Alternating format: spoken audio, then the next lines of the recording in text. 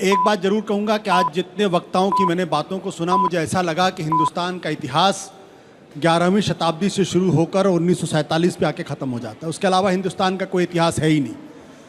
और यह ऐसा इसलिए है क्योंकि हिंदुस्तान को धर्म की नज़र से देखने की कोशिश की जा रही है, उसके आधार पर राजनीतिक रोटियां सेकी जा रही। हिंदुस्तान का इतिहास 5000 साल बल्कि उससे पुराना इतिहास है।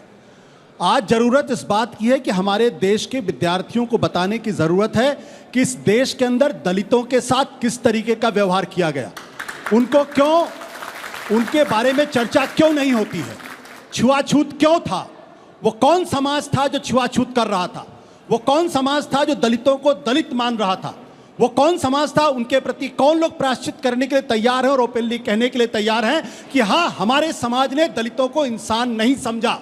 वो कौन लोग थे जिन्होंने उनके कमर में झाड़ू बांध दिया कि अगर ये चलेंगे और अगर इनके पीछे अगर कोई दूसरी ऊंची जाति का आदमी चढ़ेगा तो उसके बाद वो अपवित्र हो जाएगा। वो कौन लोग थे जिन्होंने गले में लोटा बांध दिया था और ये कहा था कि अगर थूकेगा तो जरूर अपवित्र हो जाएगी जमीन। तो इसके बारे में चर्चा नहीं होती, आपको कभी पढ़ाया नहीं जाता, आपको भगवाकरण के नाम पे, तमाम चीजों के नाम पे किया जाता है। वो कौन लोग थे जिन्होंने पुष्यमित्र शुंग के नाम पर बौद्धों का बड़े पैमाने पर उनका कत्लेआम करवाया? वो कौन अजातशत्रु था जिसने अपने बाप का कत्ल किया था? वो कौन था? इसके बारे में आपको नहीं बताया जाता। वो कौन थे? बाबा साहब अंबेडकर के बारे में क्यों नहीं बात की जाती?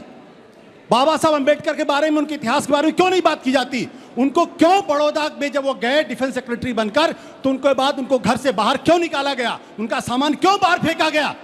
क्योंकि आज इतिहास पर एक खास समाज, एक खास तबके का कब्जा है जो दलितों और पिछड़ों के बारे में सोचना नहीं चाहता।